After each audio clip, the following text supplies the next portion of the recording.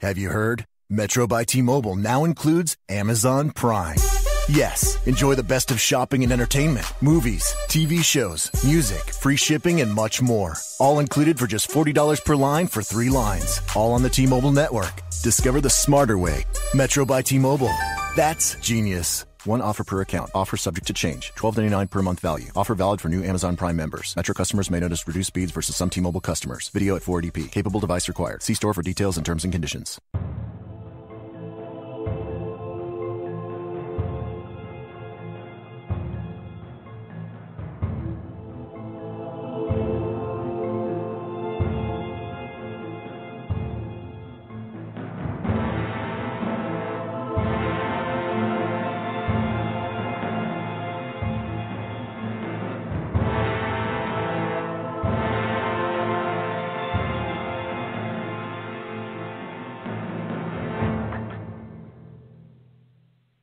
Welcome to Aquarian Radio. My name is Karen Christine Patrick.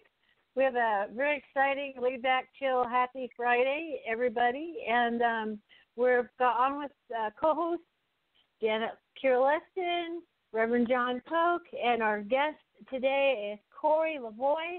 And the title of the show is Cosmic Beings and Citizens. So I'm going to go ahead and read about our guest, Korey Lavoie, who was born in 1983 in New England at the same time that the Hudson Valley wave of sightings was occurring in upstate New York. Growing up, he faced many personal challenges, yet during this time, there was intercession and interaction in his life from non-human entities, in his own estimation. Many of these events are typical for experiencers. However, he recognized that each recounting of such events brings us all a broader perspective on such interactions. He finds that he can bring a unique and highly integrated perspective to such events and information that he has acquired in the course of his own extensive study of this and other related phenomenon. Oh, and as well as multitudinous shared insights into our true nature as cosmic beings and citizens in an inhabited solar system. The nature of our relationship to these beings and what such contacts have taught him about the nature of the fathoms of energies that we inhabit and how this is being gradually integrated by our celestial family with our help. And I couldn't agree more. And I want to say also that I met Korey in the Facebook group, the Lunar Anomaly Research Society. My partner Brett Shepard and I are admins for that group, where we've met some wonderful experiencers and researchers.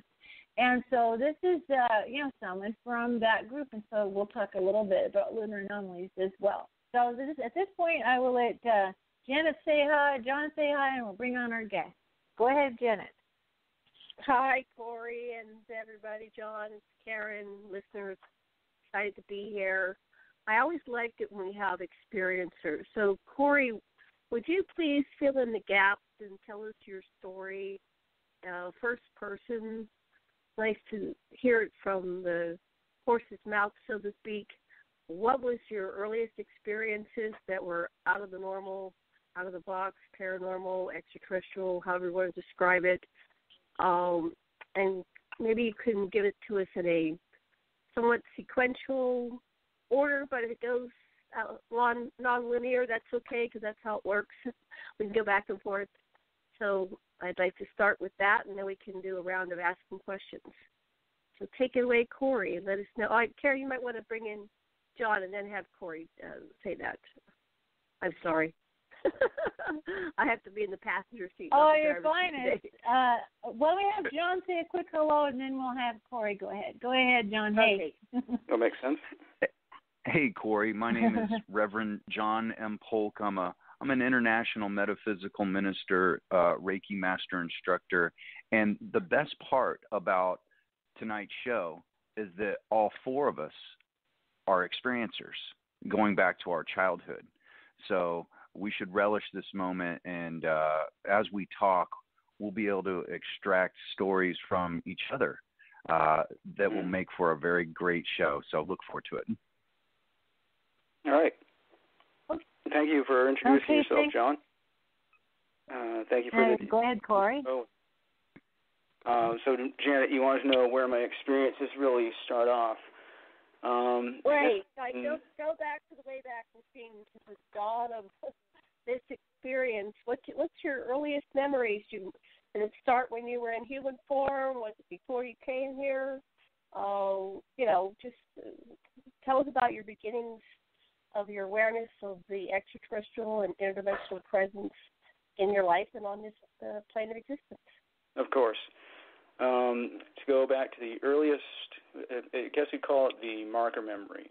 It had a lifelong study in UFO, esoteric knowledge, and all this, but it repressed it so heavily, and also the nature of the experience itself is kind of outside of normal, it's outside of your normal day-to-day state of mind. So I think that factors into how this can remain buried as well. I wasn't around until I was in my early 20s, 24, 25. Came back from a trip visiting relatives out in Nevada, and some interesting things happened on that trip, some interesting dreams and things like that were definitely linked. So I was puzzling around this kind of information, and I kept thinking of a story I wrote back in grade school where my mother and I arrived at the house one evening, middle of winter. Power was off, and I wrote this in like a child story, where I frightened them off with a flashlight. So I'm sitting down trying to remember, okay, why did I write that again? And this marker memory that they have not only in, I believe it's common not only in abduction experiences, but in recall of past trauma in general. The marker memory will be that one thing that kind of sticks up above the surface and allows you to trace back to the rest of the memory and further memories. And what I remembered was what really happened in this incident I wrote about was parents had been separated for a little while. I was sleeping over at my father's, and my mother comes by acting really unusual, very much not herself, talking in a very unusual manner to the point where my father, who has had history with alcoholism, was thinking that she must have been drunk. But, there's no way she would have been drinking, and, if she had been, the last thing she would have done was to show up at this hour to pick me up from his place. I remember seeing the dashboard clock showing around 11 o'clock in the evening. Car ride home is silent. We've got winter clothes on. I'm carrying an old flashlight that I used to bandy around. We get in the house. We pull in the driveway, and there's this blue light shining across the driveway. And I'm like, where's this coming from? What is it? She just says, it's the neighbors, don't look. And it's like that state of mind. I think when they get close to you, there's like a hypnotic state of suggestion that starts to open immediately just by being in their influence. That's the only reason why I can explain that I didn't look, is that field is already in effect when they decide to target you, basically. Mm-hmm. So we get in the house, file in. She goes over, tries the kitchen light. Kitchen light isn't working. She says so. And the door to this house was like a vacuum-sealed trailer door, basically. It made a very distinctive noise when you'd open and shut it. I heard no noise, knew it was shut, but I see movement over to my left, right in front of the door. And my first thought is, well, what's another kid doing out here? Notice the form-fitting black uniform, the large, pale cranium, skin, I'm like, okay, that's not a kid. What is it? The moment I think that, this entity rushes at me, and they've described their movements as being like almost kind of insect-like in circumstances, and that's pretty close to exactly how he moved, because it was, like 5 feet away from me, and then right in front of me in an instant, moved that fast. And next thing that seemed to happen in a sequence of memory is this light goes off. It's now pitch black in the house. I'm standing there still holding my flashlight thinking, well, this entity must still be right in front of me because to my time only an instant has passed. Turn the flashlight, hold it up. My mom is now standing about 3 feet away from me looking at me, and she's like asking me what I'm doing up. I'm like, was someone just in the house? She says, you had a bad dream, honey. Go back to bed. So I turn around, head off to bed, conscious of the fact we're both still wearing winter clothes. So I knew we weren't dreaming, and recall the dashboard light said 11 o'clock in the car. Well, I'm climbing into bed, and the dawn is breaking outside. So as the first major memory that called it all, started calling all of it back. There's like an in-between state, too, that led to a really interesting conclusion here I think you'll all appreciate hearing discussed. And when I first went under, so to speak, when this entity first approached me, that the memory stops right then, but there's an in-between kind of sequence of memory that I've been able to access, where I'm standing in the living room with them. There's this blue light is flooding in the room, and it condenses kind of into like a solid column of light, sinks right onto me, lifts me up in the air, and just very methodically pulls me out the front living room window. I remember the sensation being kind of like diving into rough water or something like that. But what was interesting about going back and reviewing that, my memory between when one of them first approached me and then being lifted up in the beam is incomplete. So there had to be a reason why I was conscious when they used this levitation technology. And the only thing I can surmise from that is the levitation technology must also, all their technology, I'm convinced now, is biosynchronous. It syncs and is aligned with bioprocesses. Okay. So the reason,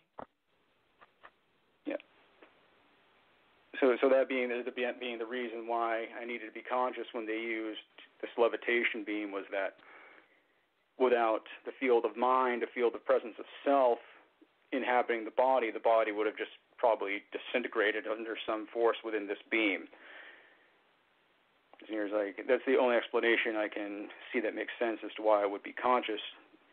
Well, I'm an experiencer. I just want to interject here because I think this is a good point for all three of us to speculate on. So I've had a lot of conscious and unconscious contact, but the unconscious is very easily retrieved with me because I'm used to being hypnotized, and I'm used to being hypnotized because I found somebody with whom I feel safe to have them facilitate my process. So I think some of the conscious and unconscious part are the part of the participant in the, abduction or whatever contact experience. Some people can take it, and the more you work on yourself, the more you can remain conscious. And Whitley Strieber addressed this as well in his books, throughout his whole series of books, how to become conscious in the middle of the experience, much like how do you become a lucid dreamer. Right. So you have you're in a symbiotic relationship with your soul with your body, and your body, has its own responses and reflexes. But you do have a soul that can take control and teach the body how to relax into the experience and say, "Oh, this is okay, you're safe." The body has fight or flight, basic, reptilian impulses, which is fine. So somehow your soul over time learns how to help the body relax, and then you can stay present in the experience and not go unconscious or pop it back in. Sometimes you go astral in your etheric body, and if you get freaked out, you'll pop back in the body and you'll wake up. You won't be there anymore. So that's my experience. I'd like to hear from John and Karen, and then we'll go back to your story, Korey. All right. Who wants to go first? John? What? That made a Go whole ahead, lot John. of sense what you just said, Janet. So recently, within the last few weeks, remember Venny Koshis, who was on the show a couple weeks ago, and the first time I ever talked to her, she was in an occult as a child, like other people that we know, and then the conversation morphed into her being an Arcturian hybrid. And when she started talking about that, something pulled me outside. And I go outside. It's nighttime, and I look up in the sky, and I see a UFO.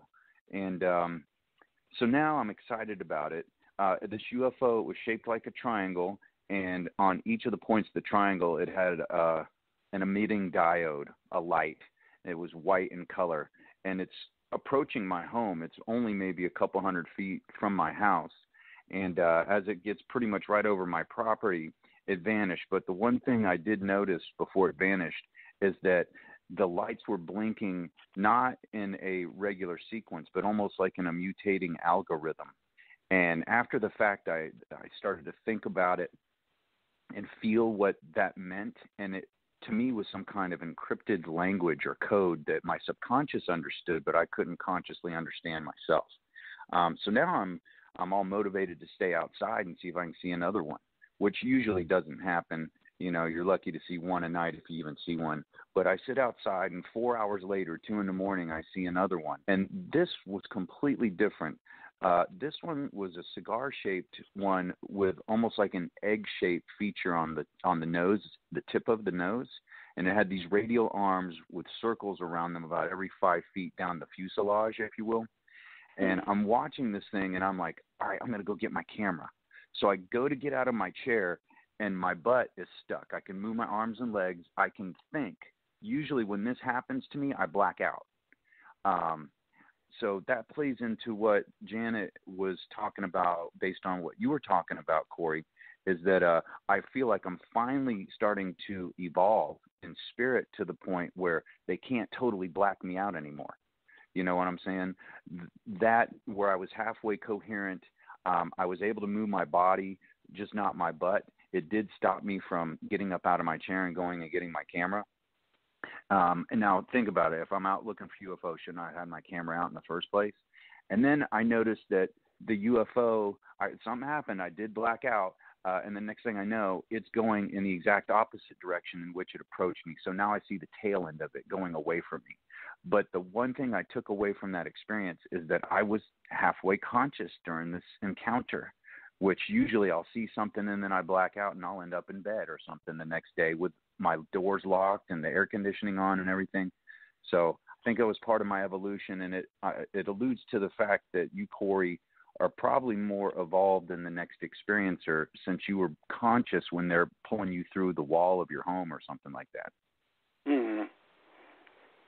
That's interesting to ponder, because I haven't had hypnosis sessions to recover anything. There was a lot of stuff I don't remember, like experiences on ships and so forth. But at the same time, it's like you say, there's a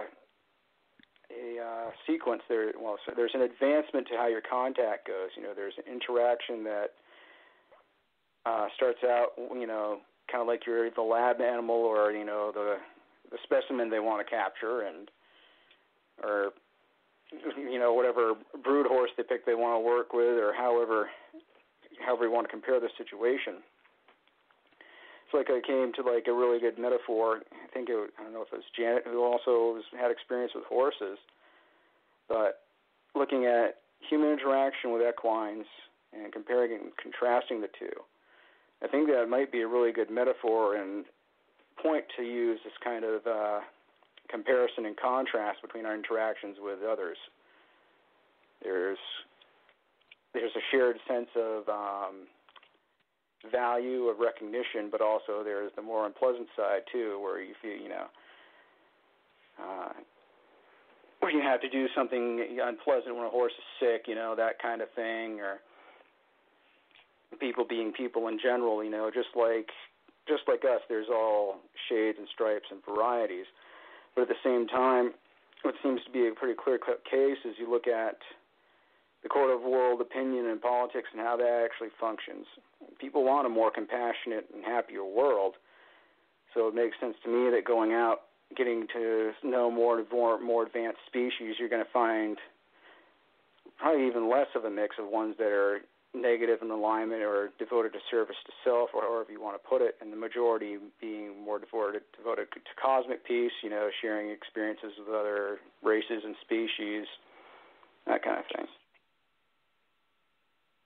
Yeah, I love horses. I never had any horses, but whenever I've interacted with them, we've always had a very good relationship. I went to a horse whispering thing here in Valley.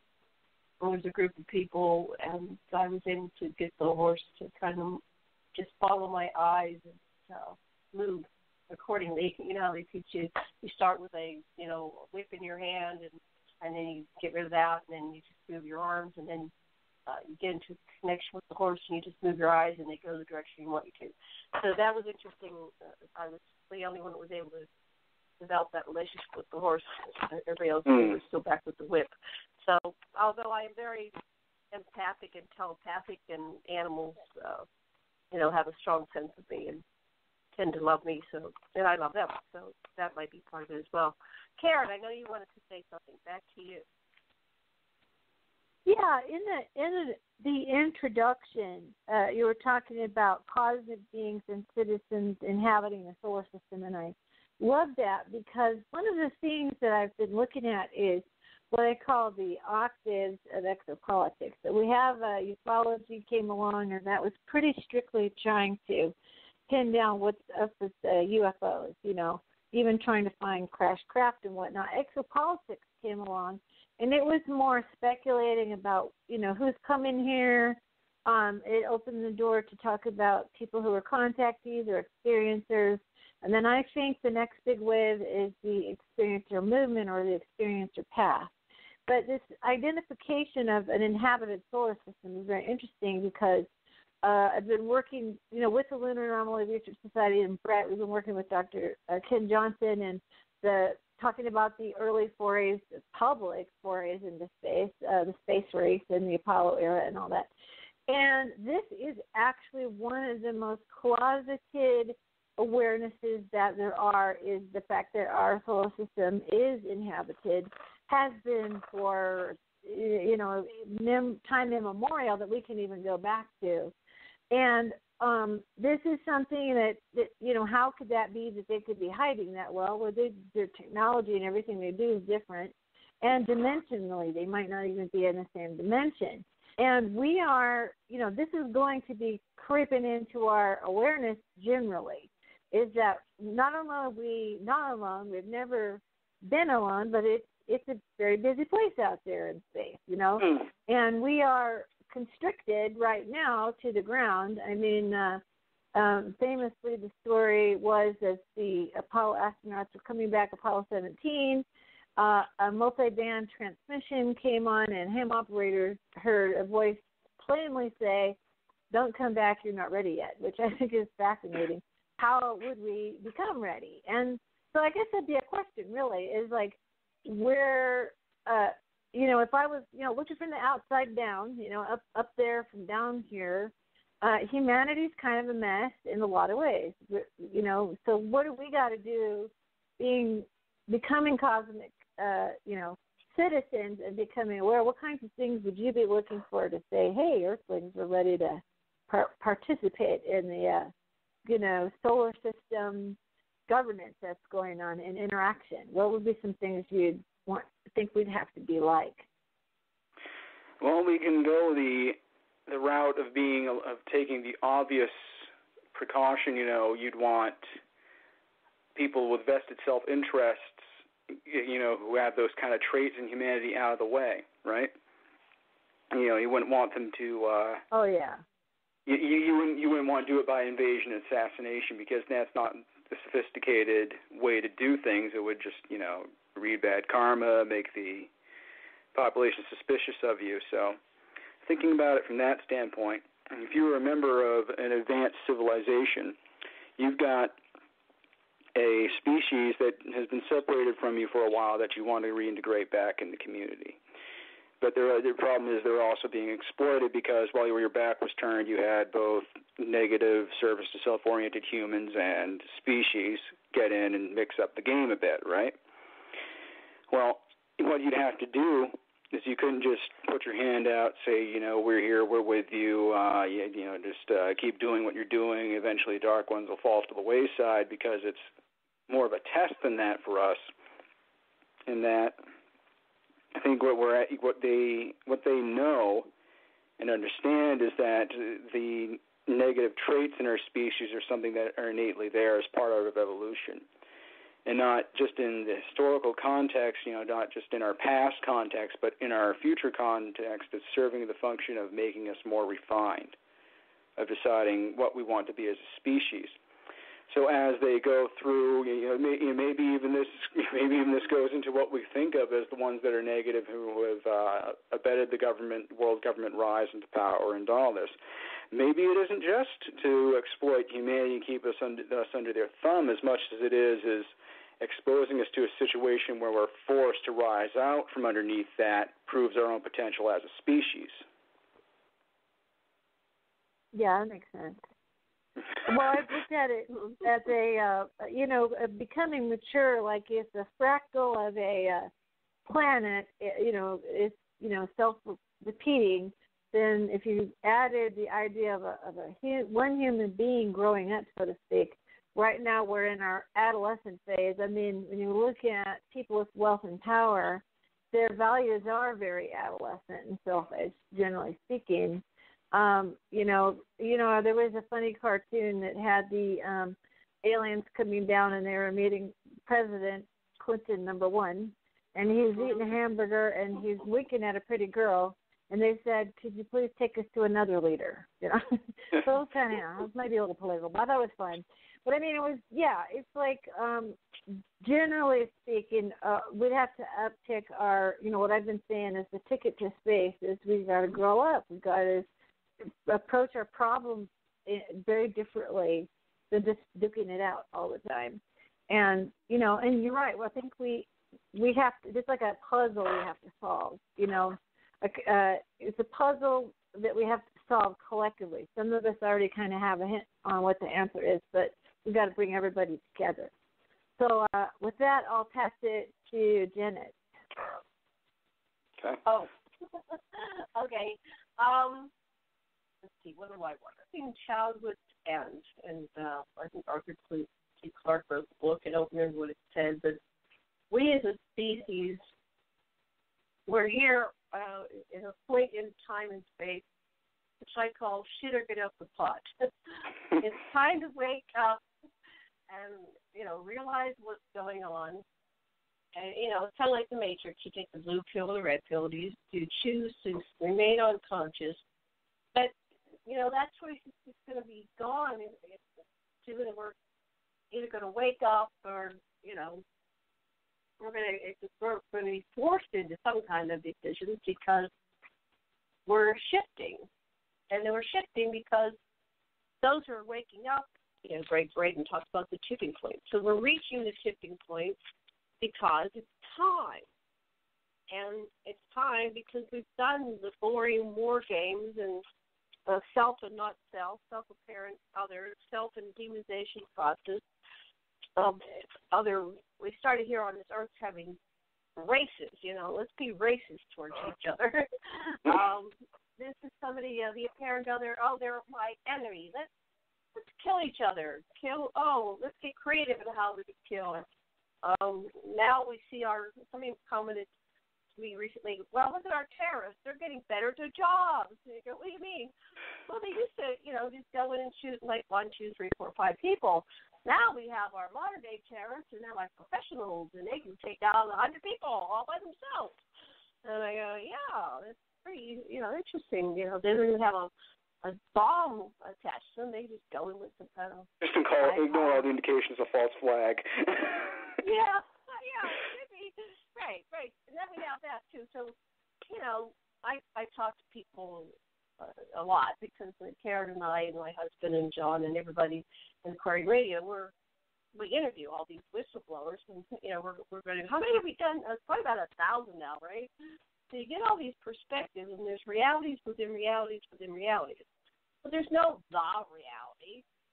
And so it's like having the religion, right? It's like, okay, we basically have 7.5 billion human realities, and then all the extraterrestrials. So what are we going to make of all this? I think the extraterrestrials are, for me, I'll speak from my own perspective, they've accelerated their communication with me. Now, I'm no longer a breeder, so I don't think this is all about a breeding program when it comes to me, because I'm 62 and I've been through menopause, and there's no babies coming out of me, at least not the traditional way. I guess they can take your DNA and do whatever they want with it. But, I probably have a couple million children out there if they've been taking my DNA, my eggs all these years and cloning me. And, if I was that important, I don't, kind of like an automobile, there's a lot of Janet models out there in various forms. But I think what they really do is they use our DNA like the Greys that are the EBs that went back to Serpo, the journey to Serpo. what's his name? Can't think of his name right now. My dear friend, sorry, I forgot your name. Both Journey to Circle. But they just use the DNA, like the colors on a palette, and they create and mix and match. And I don't know if you've seen the YouTube with the fluorescent cats, So they're able to take different DNA and create whatever they want to. So we have to rethink what human is. We have to rethink what reptilian is. Because we have reptilian DNA. Does that make us reptilians? When we start putting everybody into the same label, the same box, is where we get in trouble.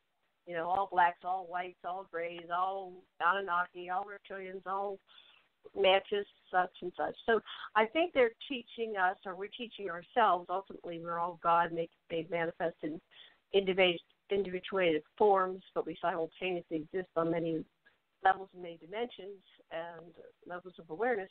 But from this little 3D human form, I think the lesson is that we're teaching ourselves is to acceptance, tolerance, love, passion, understanding, grokking is what Heinlein called it, getting what it's like to walk in another person's shoes, to be that other person, to experience their experiences. And probably there's somewhere parts of us are sitting down, in front of the Akashic records, and it's like, what will we watch today? Or probably more like an immersion process. What will we experience today? We want to go back and be, JFK,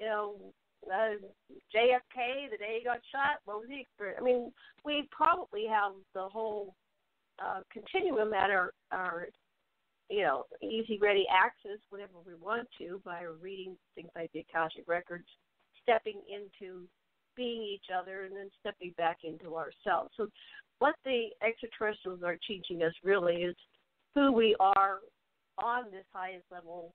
And some of the ETs are just in the 3D awareness just like us, but they have greater technology.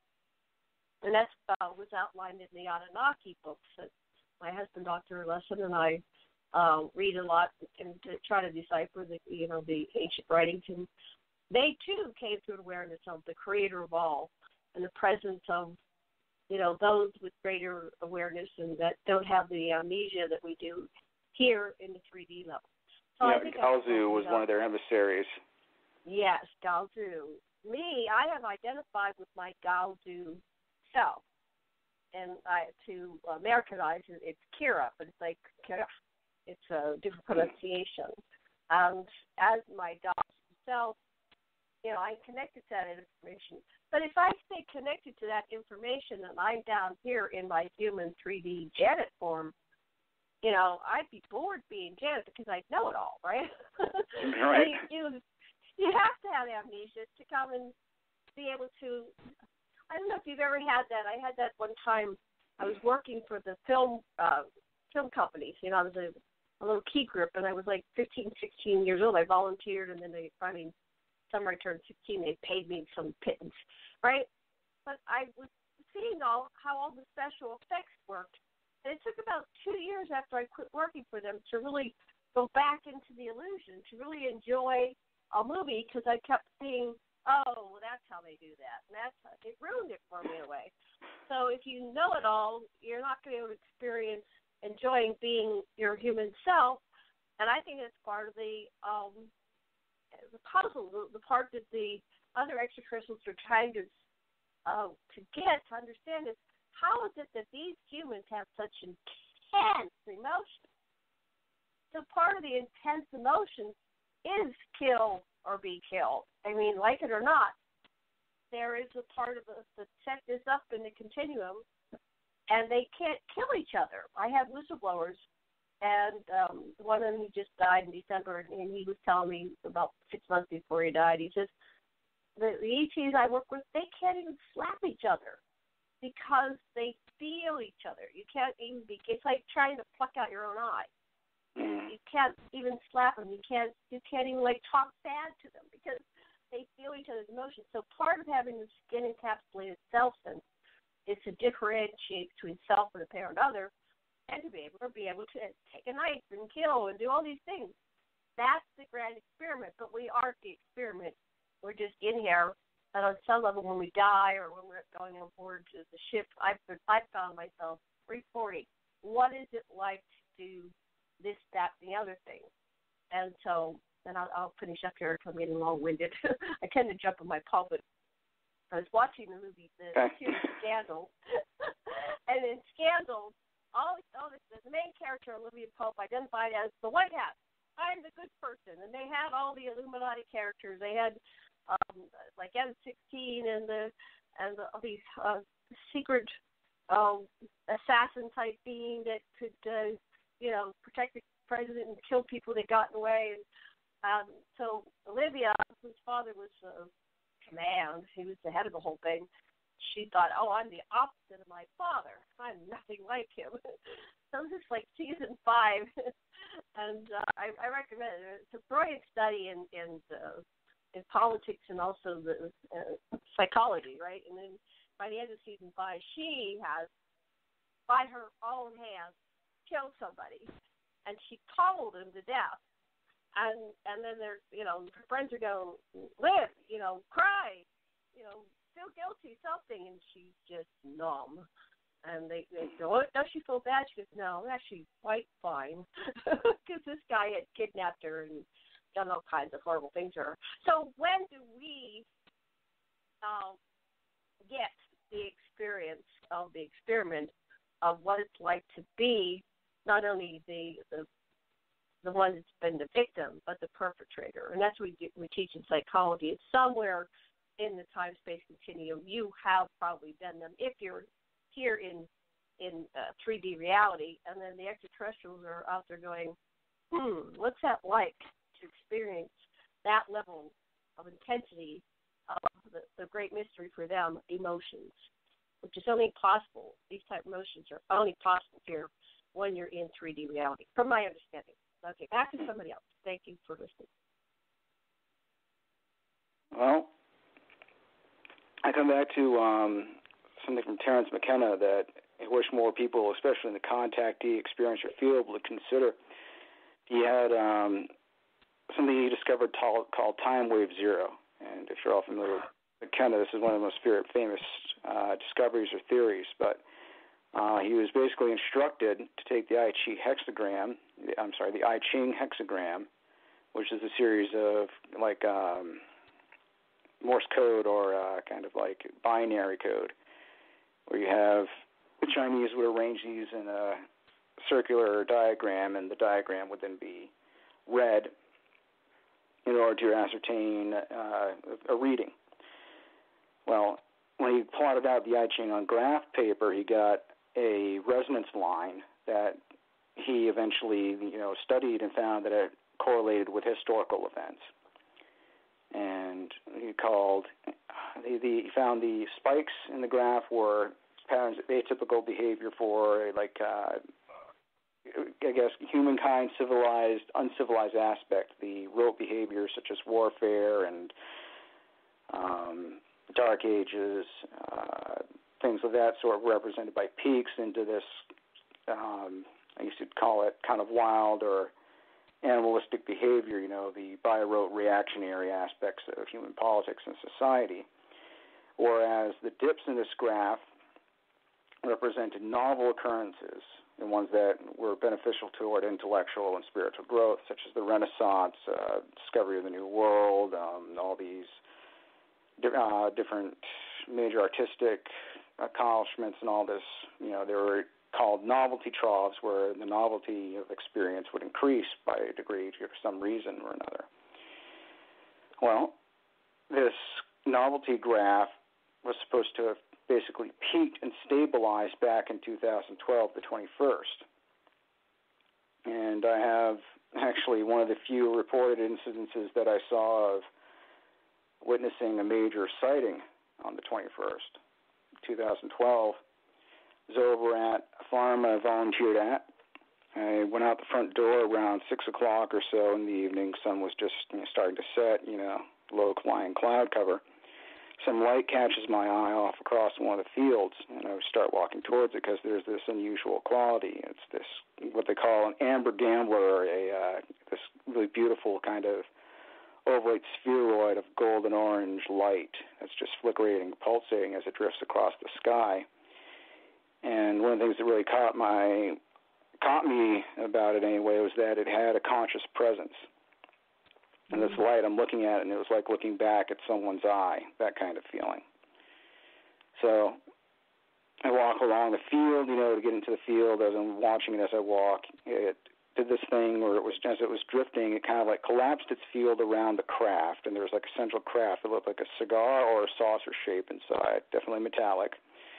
Expanded the plasma field again, kept moving, appeared to blink out its field or blinked out itself and blinked back down, and right as it got to a spot in the sky where the tree line would have, brought it out of view, it just kind of ported it through into another state of awareness, where it looked like it collapsed on itself, that classic motion, like a television tube shutting off, and just off it went.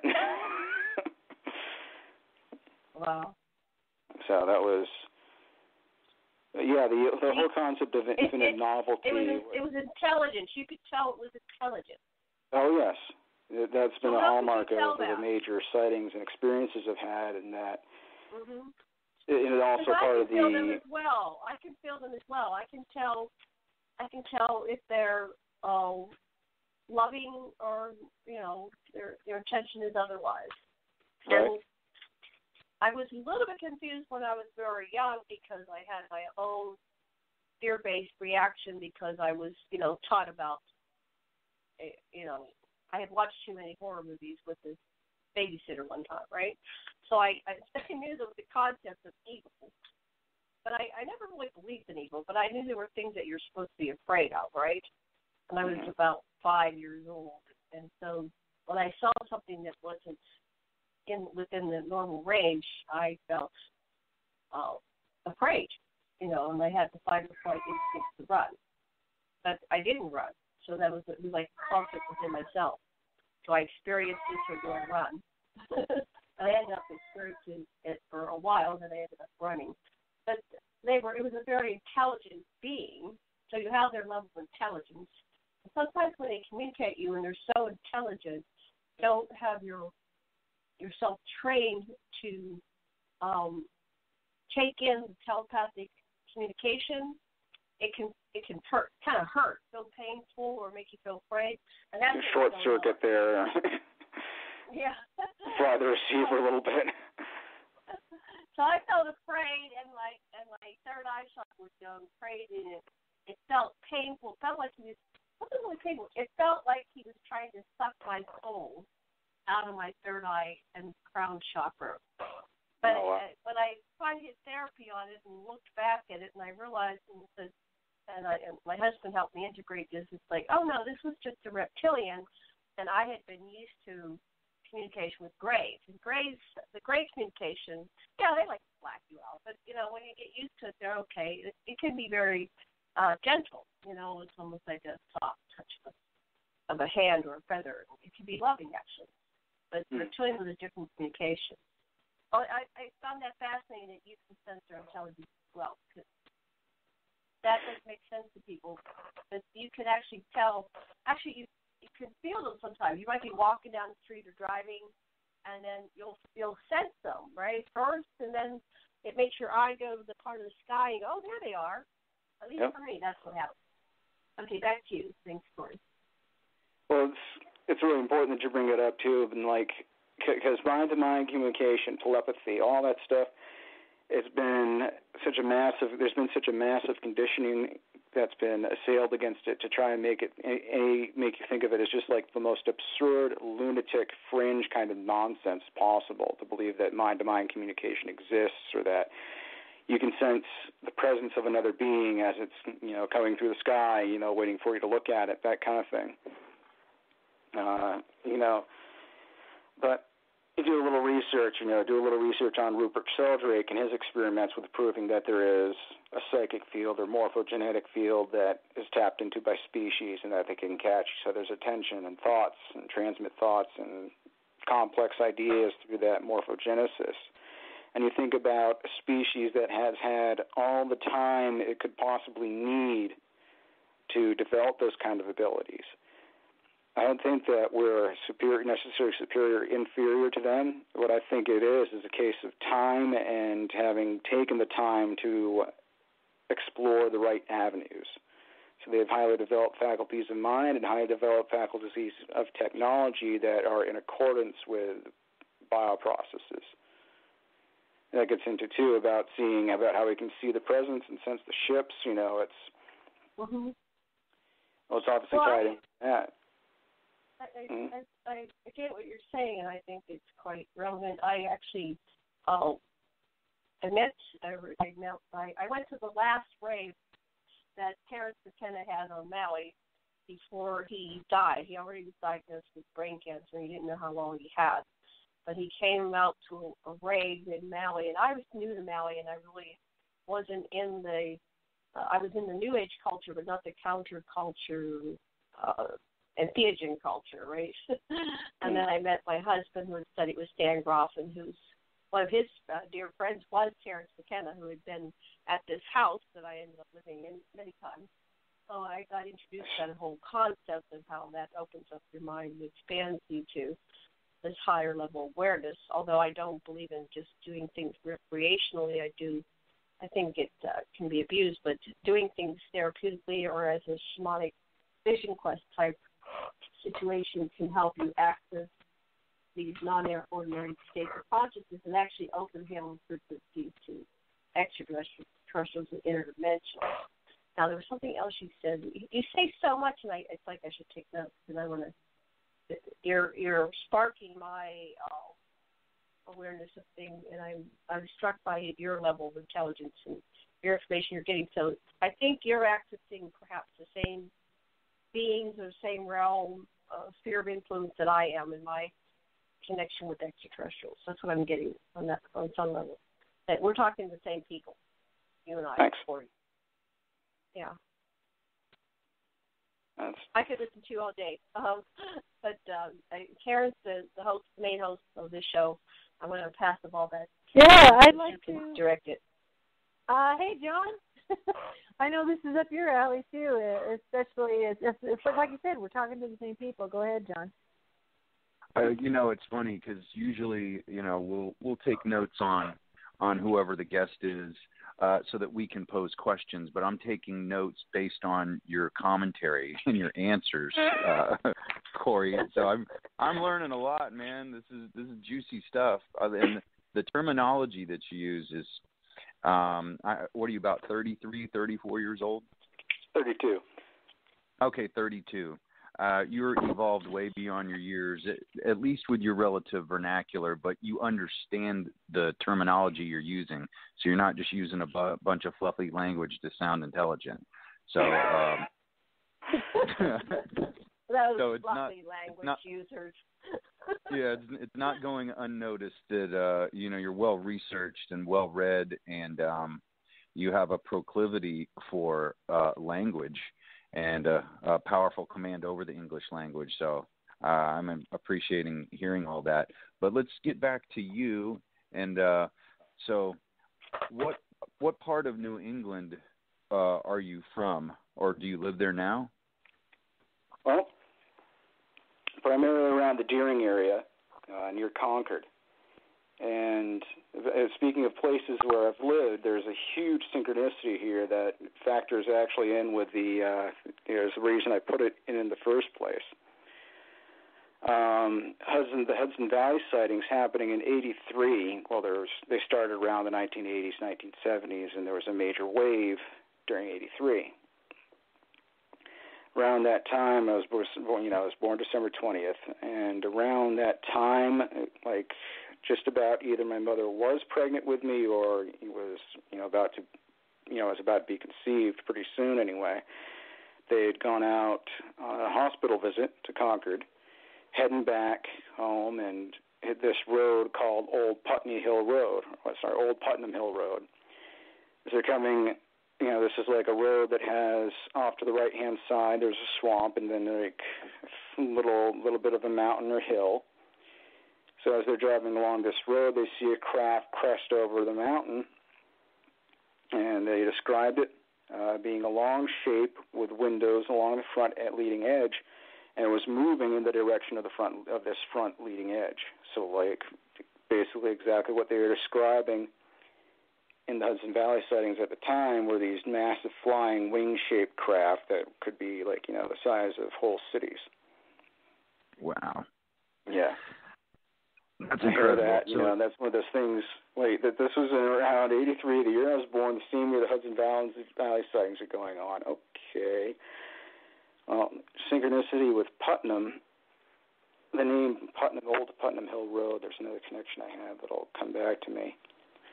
But Putnam is an old English word meaning place where there are hawks. So, as you can imagine, hawks have cropped up for me before, and it's always significant when that happens. Tracking that out even further, I've actually been able to make a few guesses as to not just, you have your earthly heritage, you have your earth bloodline heritage, and I think we're also capable of holding starseed heritage. I don't think that people are necessarily one or different. I think we're both. But the message I came back to with this was the Phoenix lights were very similar to what was sighted in Hudson Valley. And there was a remote viewer by the name of Dick Allgaier with a crew or team of people who went and actually remote viewed the Phoenix lights. Dick made it on board the craft and actually got to talk to an entity he described as being the captain of this craft, tall, blonde Nordic with elliptical eyes. It reminded him of a feline, so he actually addressed him, "All right, Catman, what can you tell me?"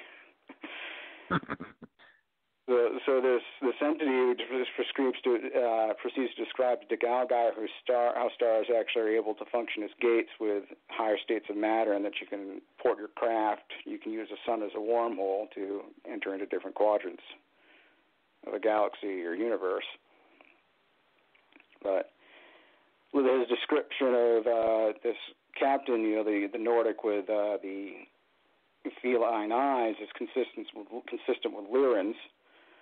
So looking even further into that, I finally got confirmation in the form of a dream where, with the neighbors across the road, we're watching a fleet of silvery craft with silver saucers, basically with reddish light emanating from underneath. Coaster, they're getting pretty low in the sky. All of a sudden, carloads of people start showing up in the driveway. I have a bunch of people milling around, kind of like they don't know what to do or what to say, until finally an aunt bursts through the crowd and says, "They're tall blondes. You're one of them. They've landed." So you get things like that every now and then. I don't know what it's been like for other people exactly, other experiencers, how you've been told your starseed heritage, but that's mine. I had the most strange dream last night. It was actually in the morning. The sun was already up, but I didn't want to get up yet. I was too tired. And I started, they're more than a dream, unless the reality. It's kind of like your DMT gets activated, right? You come back and it's so distinctly when it's another reality than it is. But go ahead. And I've been in that zone all day. I'm not grounded at all today.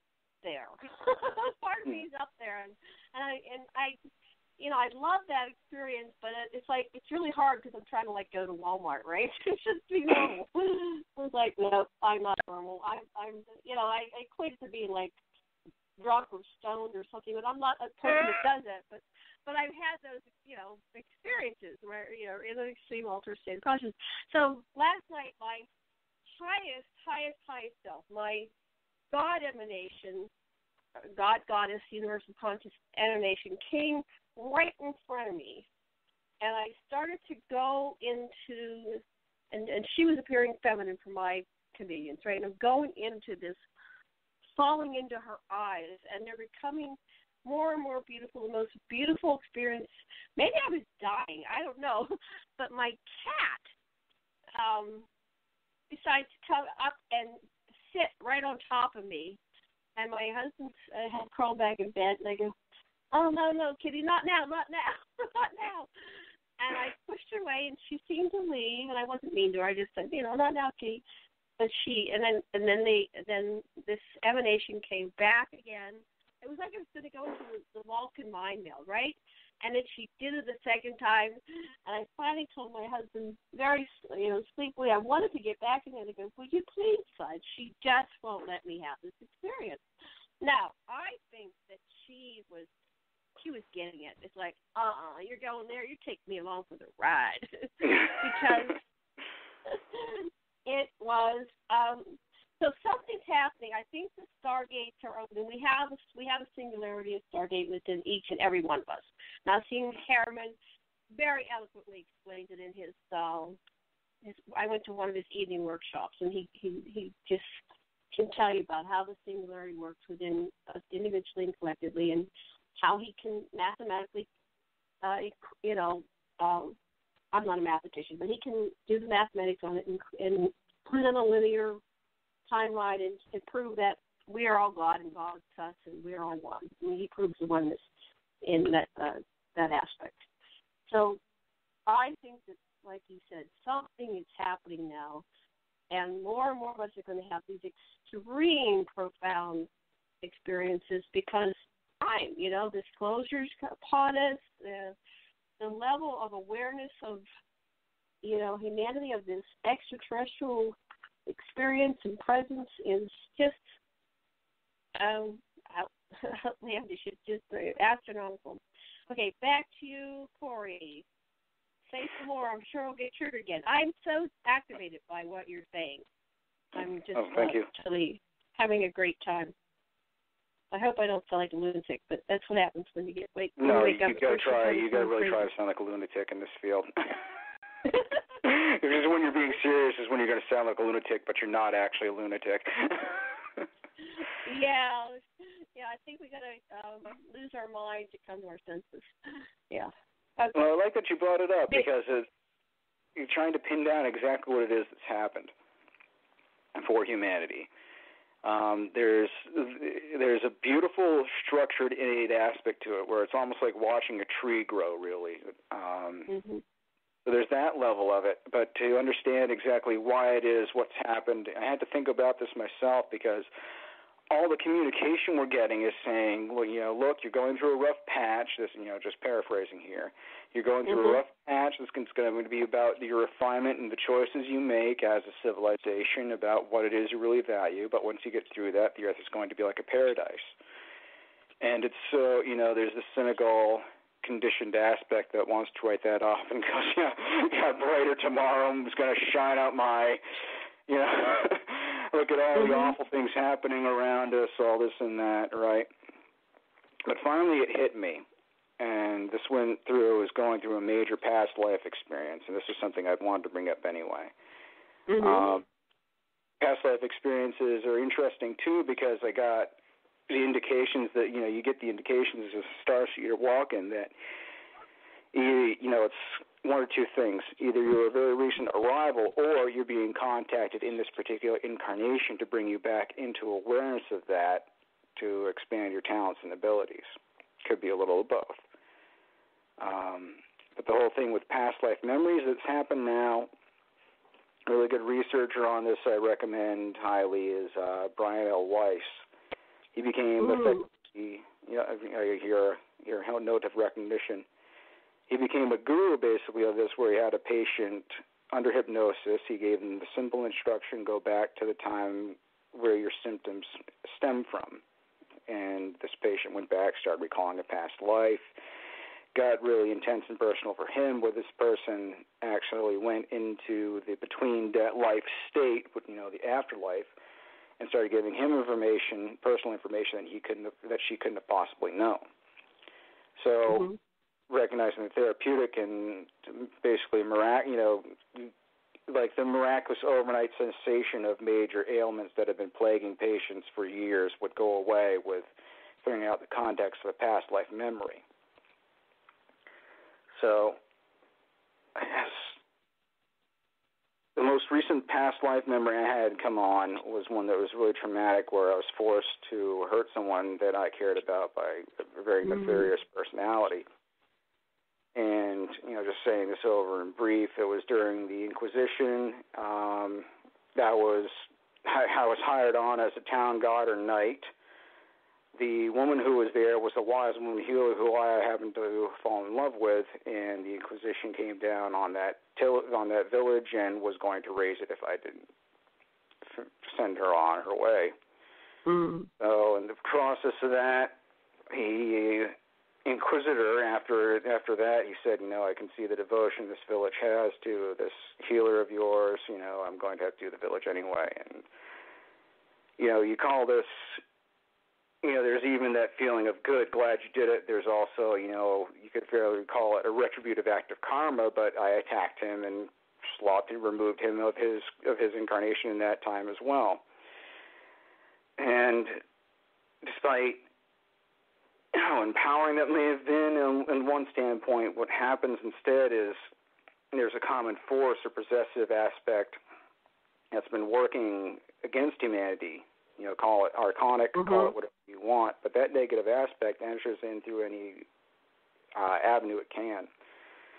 So during moments of extreme trauma, when you give yourself over to that, it's like it'll taint you, it'll latch on to you. Right.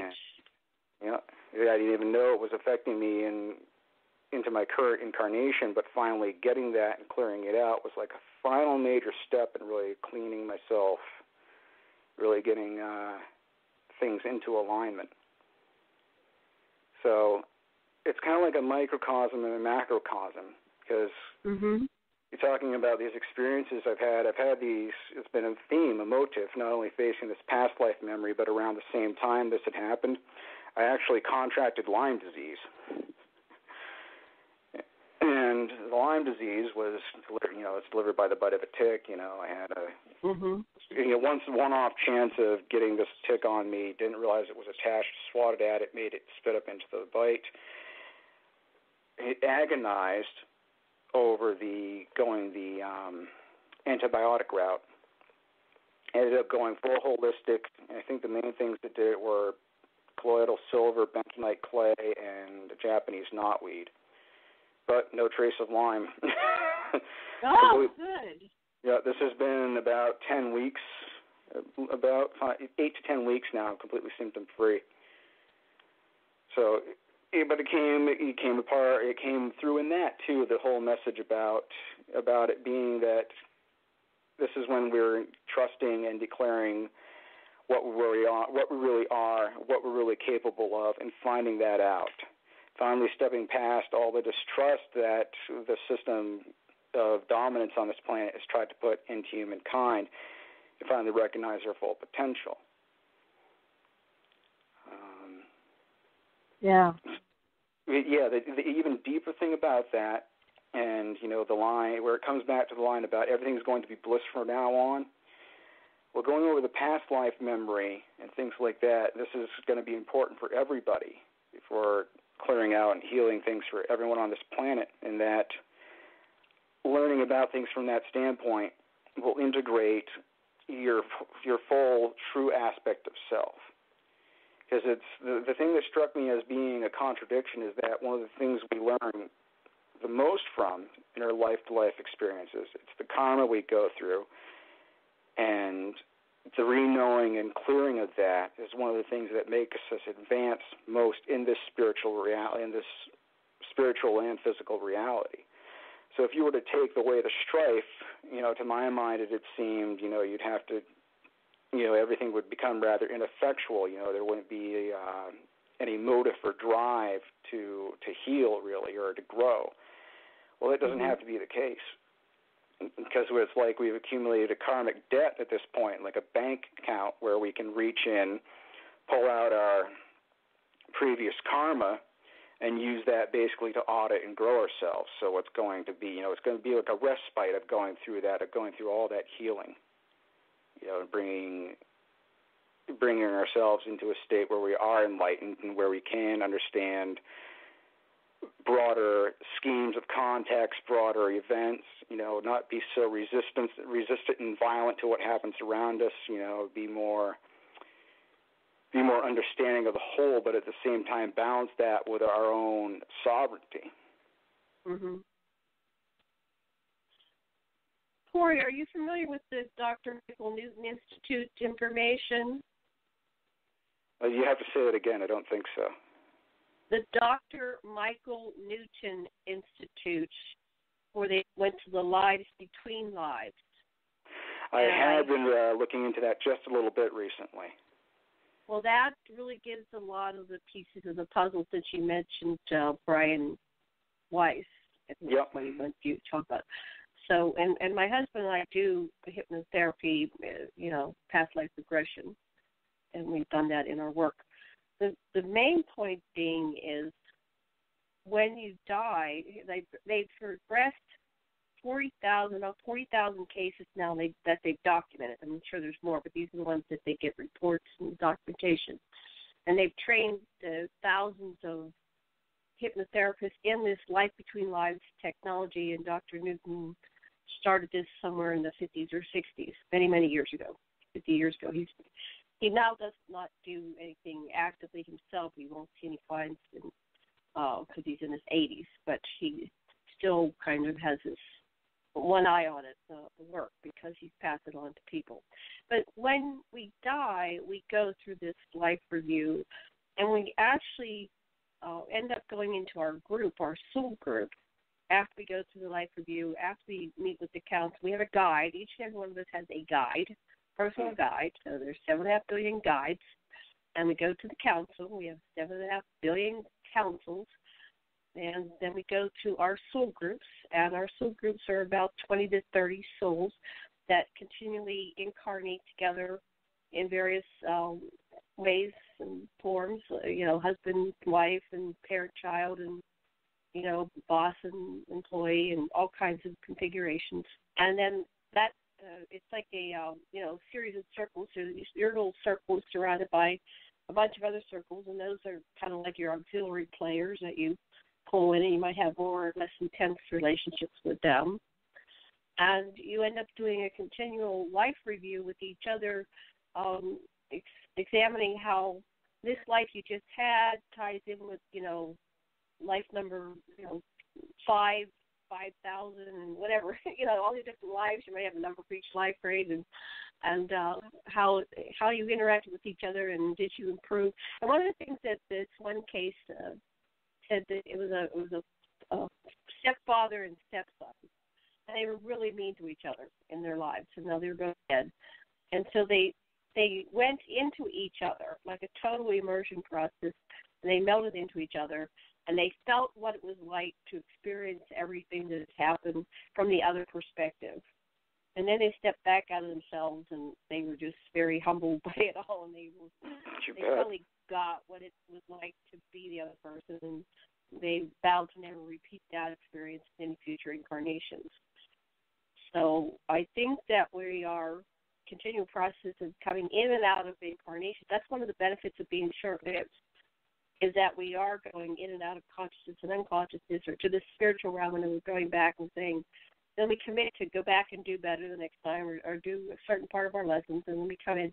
But I think we're at this point, going in and out of the the bardo, the other side, heaven, whatever you want to call it, that we've kind of maximized the whole human potential, because there's not much more we can do to each other. So you're calling it like a karmic bank, and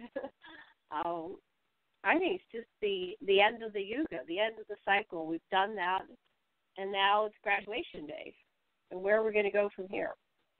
And I think that's what's happening with where we are in the cycles within the cycles, and the cycle within the solar system, within the galaxy, within the universe, that this other energy is coming in. And I think people are starting to ascend.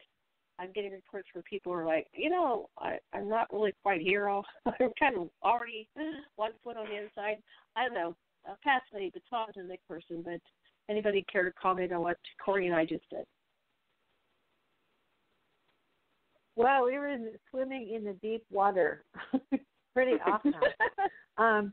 For one thing, been staring at the computer and looking at the date 1983, and all of a sudden I realized that's the exact year that I had my first kid.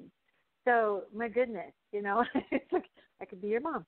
But the thing is this is fun, because you seem such an old soul, to me. So it's a lot of fun. And you guys were bandying about the word lunatic. That's the badge of honor in the Lunar Anomaly Research Society. Brett and I have a lot of humor working with that group, and sometimes we'll say, what's going on with the Looney Tuny Moon stuff today, because we do get into that, because it's part of the discovery of the civil, this is the next one big factor of our growth is to find out, NASA never a straight answer. They're pretty much charged not to tell us what they found. And it's going to come out. And you guys said it is time. Oh my goodness. I have heard that so much. We've had people contacting primarily Brett, who are from inside organizations that say, you might want to say the white hats, a few reformed black hats, said it's time. It's time. And at the beginning of the year, we had a insightful predictions show, what we thought might happen. And I said it was a year of the need to tell. So we have people with repositories of information, and we have this fascinating camel that's sticking its nose under the tent of our educational information dissemination, completely upsetting the apple cart of control of information. And, they're trying to control us and monitor us and all that, and some of us really, have that very real for us. But this camel has upturned the tent, and now all this information is not only flooding in, but it's reaching people in their back pocket, almost literally, on a smartphone.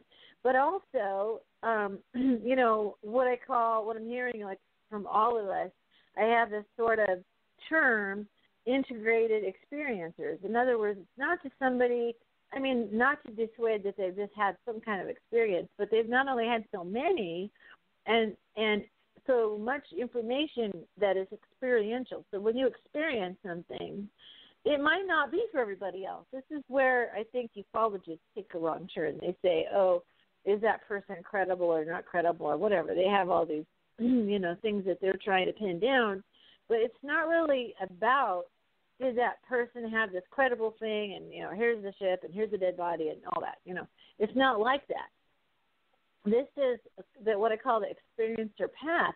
And the experiencer path is toward integrating a particular viewpoint, a planetary viewpoint or paradigm galactic, And you talked about the Lyrans. I had an extremely vivid experience with the Lyrans. They are Leonid. They are lion-like or cat-like. And I was talking with Brett before I moved from Washington State to Texas, and I said, why am I seeing a lion? And he goes, oh, that's one of my spirit guides. And I said, well, what's his name? And he said, it didn't really have a name. So I gave him the name from the Spartan, king, Leonidas, of the lion. And Leonidas was with me during, a life transition. I really needed help. And, they're right there with us, and they are our cousins. Literally, the Lyran, the Syrian, Orion, Pleiadian, Arcturian. One of the things I learned to do is read my heritage lines, my lineage lines. And you go down those lines, you meet all kinds of interesting relatives, from the past. This is something, a shamanic capacity or druidic capacity that I think we all have, but some of us are playing with it more.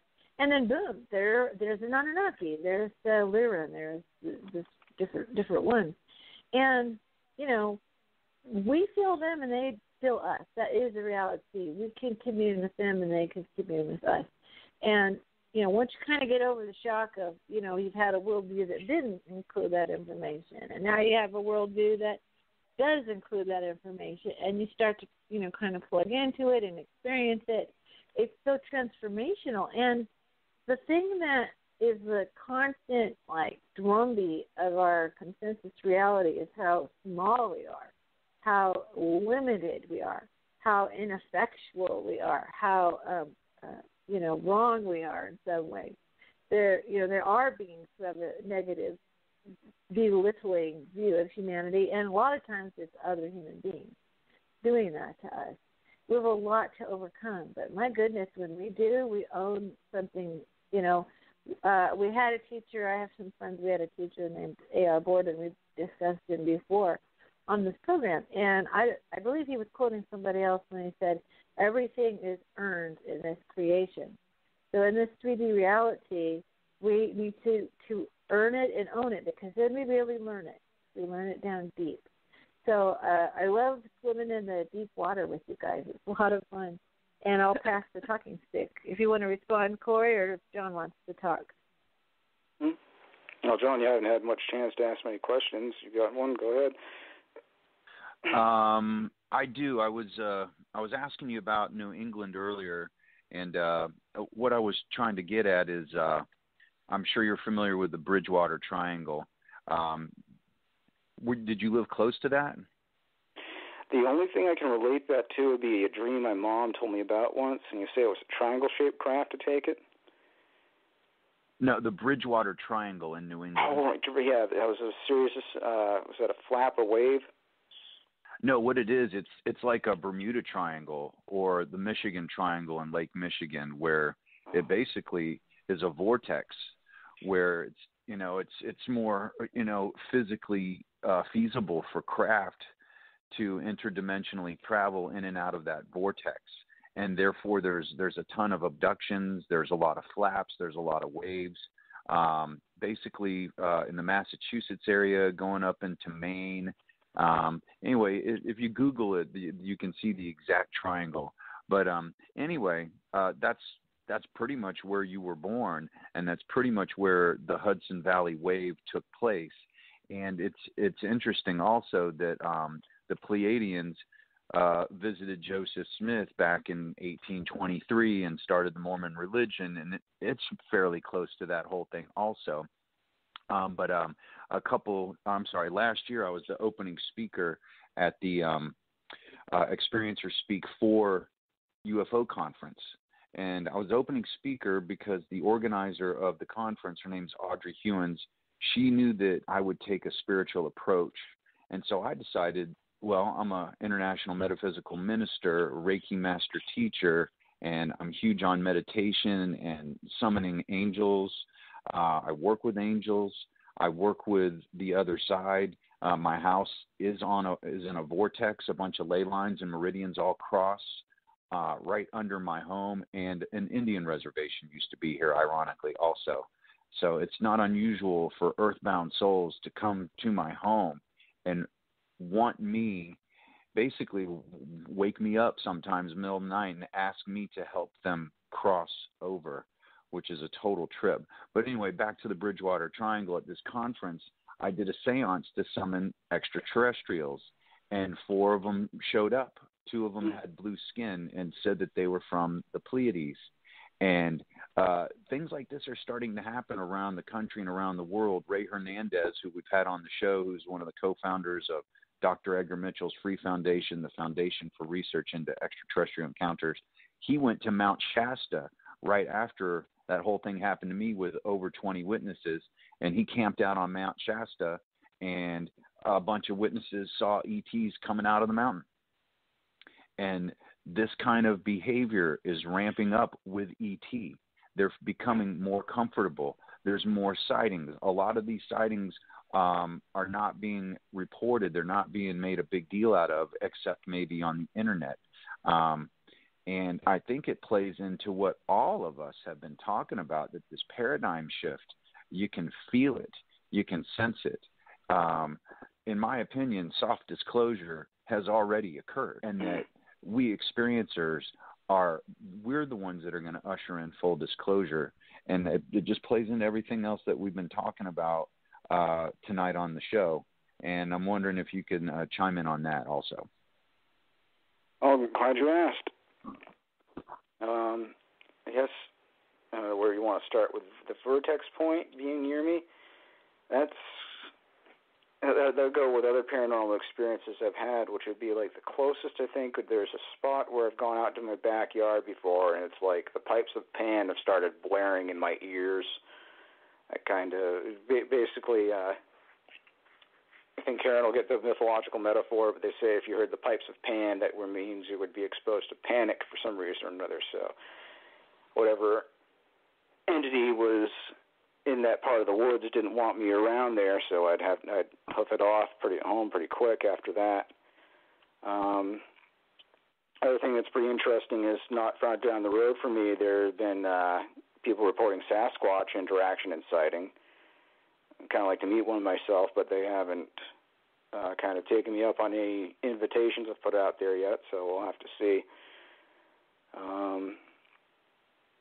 But yeah, this is definitely it can be considered a window area. There have been reports, of not only the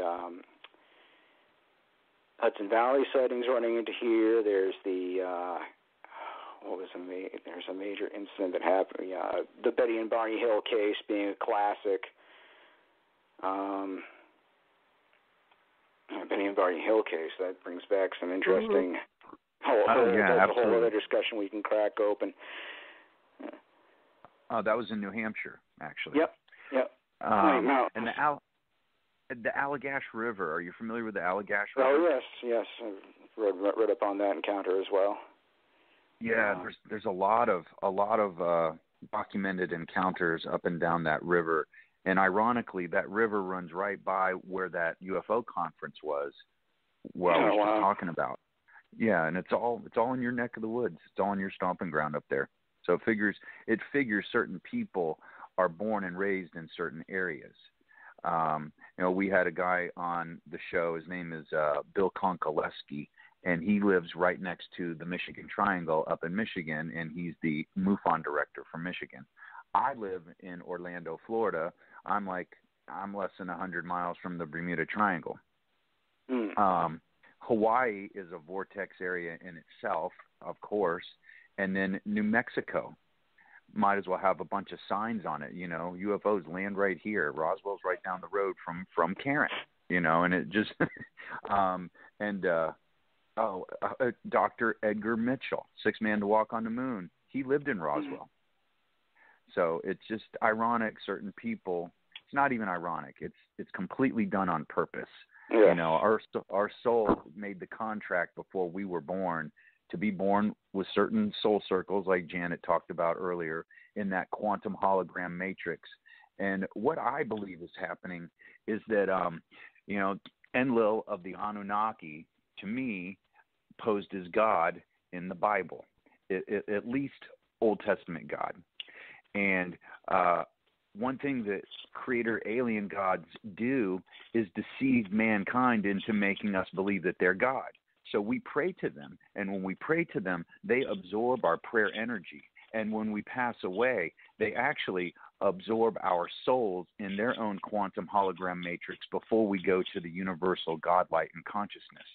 And you can get sucked up into these soul recycling systems for many, many reincarnations. And what's happening is that Enlil, where this was making him more powerful, now it's making him weak, because the higher gods rule the heavens and the lower gods rule the planets and the underworld. So Enlil is wanting to ascend to the ranks of the higher gods so that he can basically boss the lesser gods around. But part of that, of his ascension process, is going to be disclosure. And Karen and I have talked about this at length, that if he leaves this planet in a shambles, which it almost is right now, it will thwart his ascension process because of his intentions. So we're also, we're in this paradigm shift, but we're in a shift in the matrix as well, because the extraterrestrials are in a shift also. As above, so below. So with all this terrorism that's going on Earth right now, regardless of who's behind it, it's debatable. What's going on in the heavens? It begs the question, and going back into a lot of religious and ancient texts, that there was going to be a war in the heavens between the light and the dark. And in my opinion, I believe that that's happening right now. So what's your take on that? Well, that's a really interesting question. I think that's an inevitable consideration for what we do have for information on what's going on out there.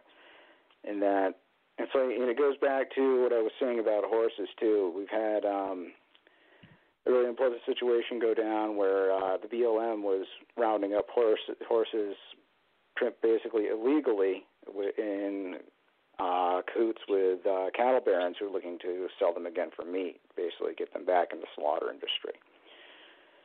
And the public outcry and intervention in this, well, you imagine looking at here on the situation here on Earth where another species is being used for psychic and maybe even physical food, and the intergalactic community looking on and catching awareness of this, they'd be pretty upset with that.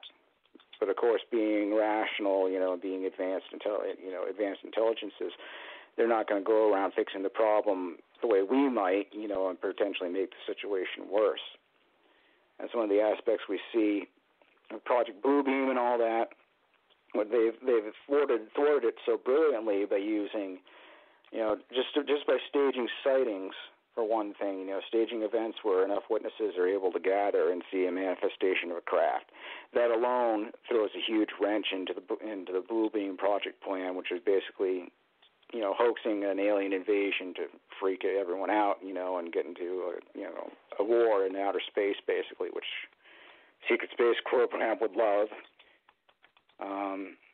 And so from that, but on top of that, you have the experiencer path, and that's, someone can tell you about seeing UFOs, someone can tell you about all the data they've amassed on it, but when someone comes out with personal experience about their interactions with a group of people, that's what's going to have the most impact, I think, and that, on top of that, too, personal experience, or even just the awareness that you are of them, bringing that awareness back to us is one of the most important things they can do, especially when people start to open up and ask, well, if we're not alone out there, and I've been seeing all this stuff about how old our civilization might actually be, am I the same, do I have a connection?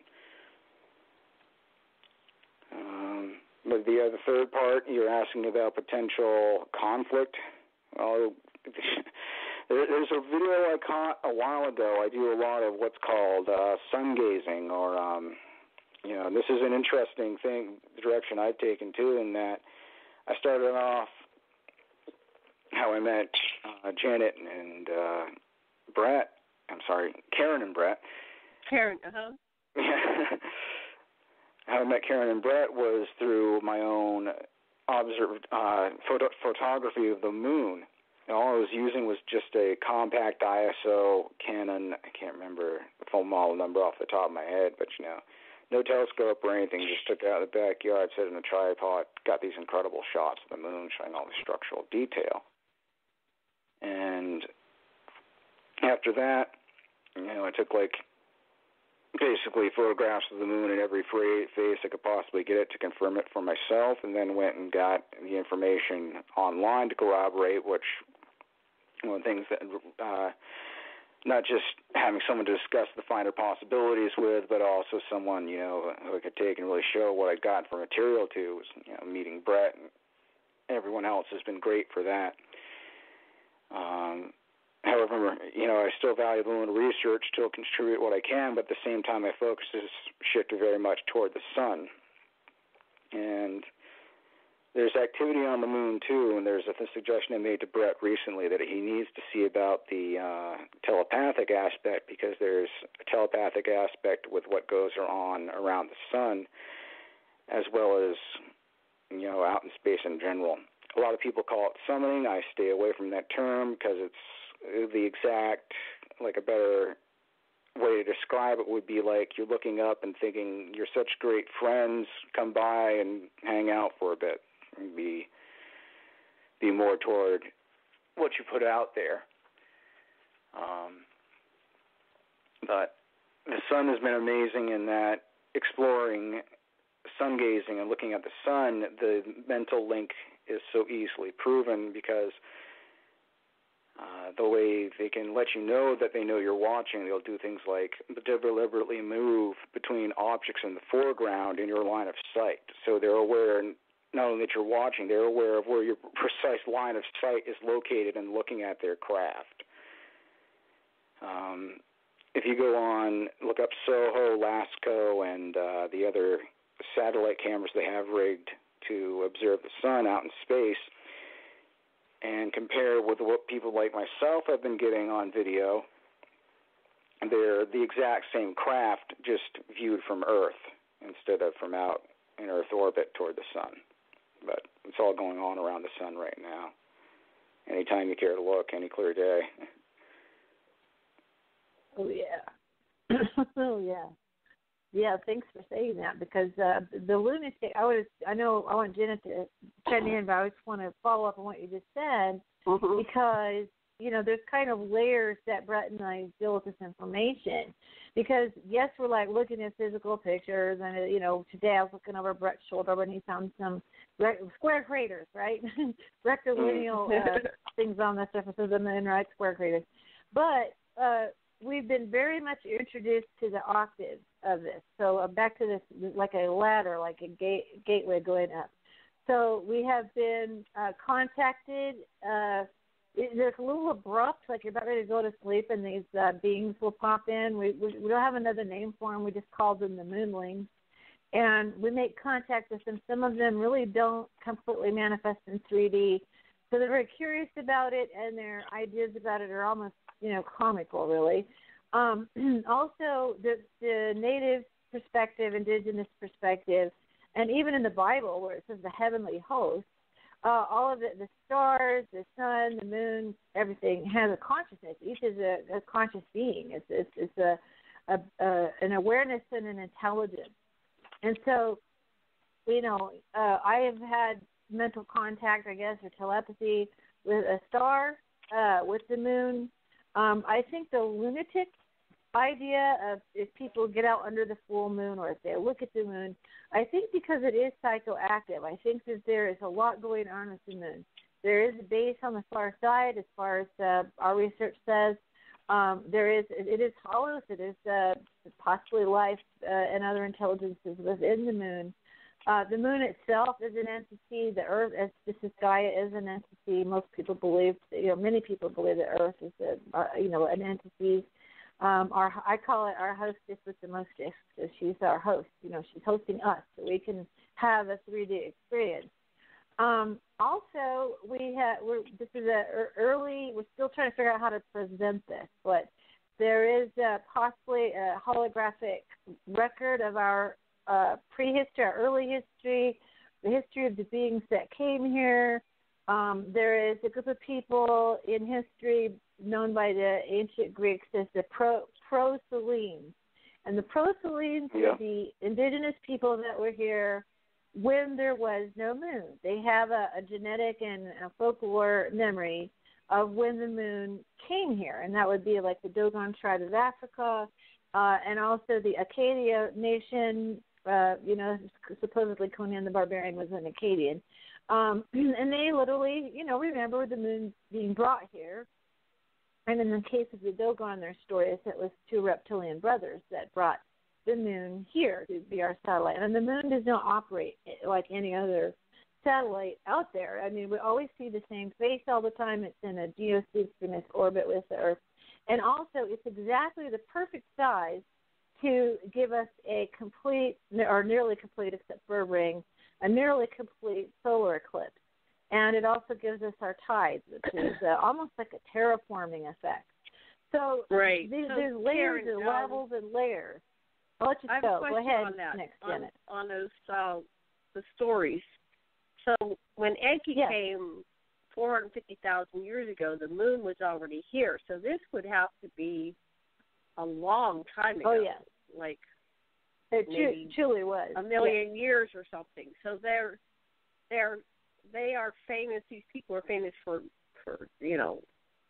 not written history, but verbal history. Well, either they somehow or another had a genetic or folkloric memory, or it was communicated to them, because the Dogon tribe were trained or taught about the universe, including that we had 9 planets and a lot of other astronomical facts that you can't tell with the naked eye. Through using the word they remembered, they recalled it in their history, rather than they were, the Anunnaki dictated to their tribes a lot of the history.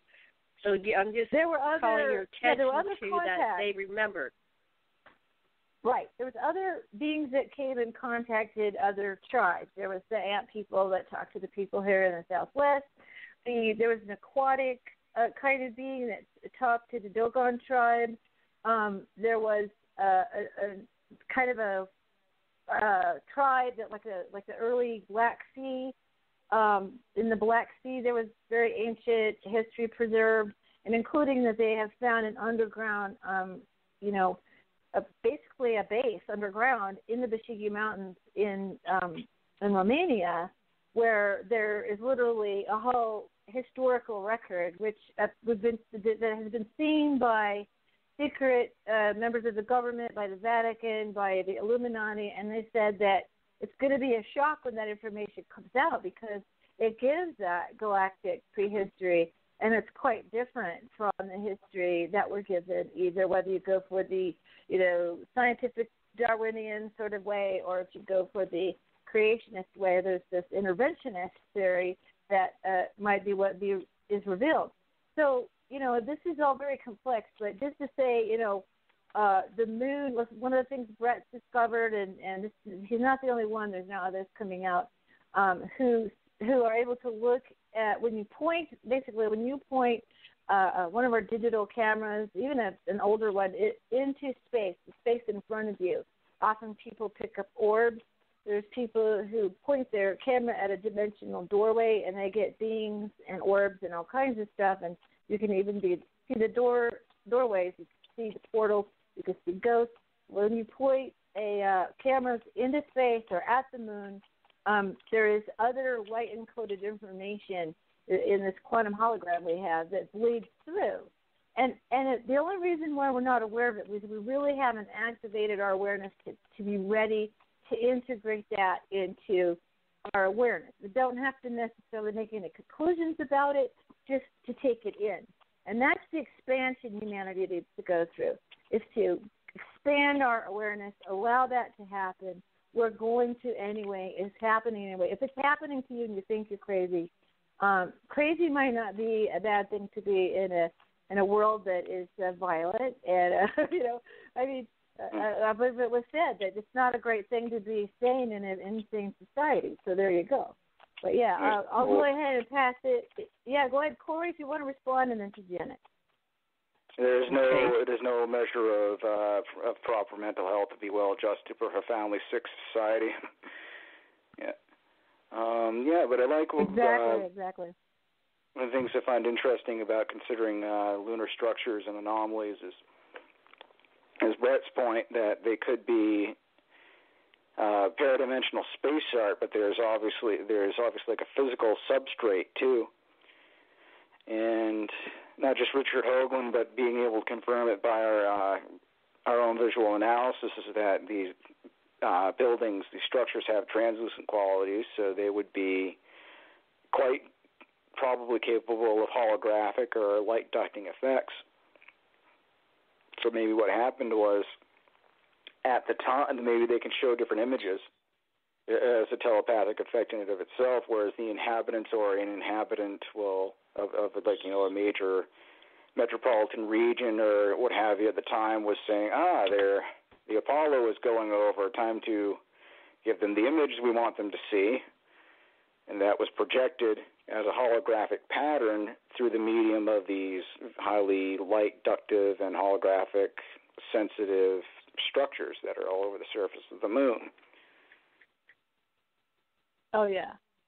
Yes, we're trying to come up with various theories of why these things are appearing, and it's one theory is also that if you, and this kind of coincides with some other research, is that if you're in a craft and you're flying over the Earth or Moon or any other body and you need some landmarks, it's possible they're providing holograms as landmarks. So, like, for instance, we had a short clip showing what looks like somewhat like a space shuttle popping out of what looks like the eye at the top of the pyramid, the all-seeing eye figure that blinks, and boom, here comes the ship out of it. I mean, it could simply be a navigational aid.